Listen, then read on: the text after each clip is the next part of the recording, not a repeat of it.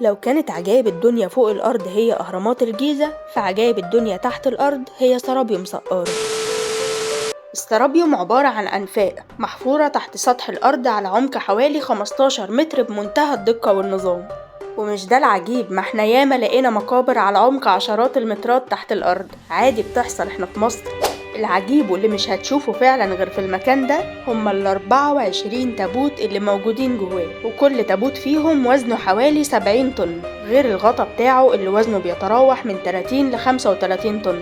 انت متخيل معايا الأوزان؟ طب متخيل كل تابوت فيهم هيحتاج كام ايد بشرية علشان بس يتحط في المكان ده؟ طب اقولك على الأغرب بقى واللي علماء العالم كله ما قدروش على تفسيره لحد دلوقتي. التوابيت دي مش مصنعة ولا منحوتة فوق الأرض ونزلت على الجاهز كده وحطوها في أماكنها، لأ، التوابيت دي نزلت تحت الأرض عبارة عن كتل حجرية جاية من أسوان لحد سقارة. تصنيعها ونحتها والنقش عليها وكل ده حصل تحت الأرض.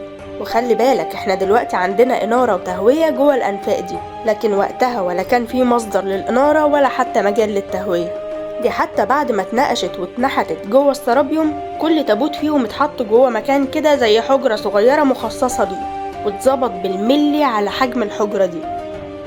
سرابيوم سقارة مش مجرد أنفاق، ده لغز هندسي وتقني سابق عصره بآلاف السنين، بيخلي كل اللي يشوفه يخرج بسؤال واحد: ازاي اتنقل كل ده؟ وازاي اتنحت بالدقة دي؟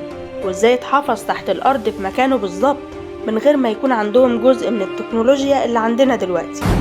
السرابيوم شهادة حية إن المصري القديم كان سابق عصره بمراحل، وسايب لنا علامات لسه بنحاول نفك شفراتها لحد النهاردة.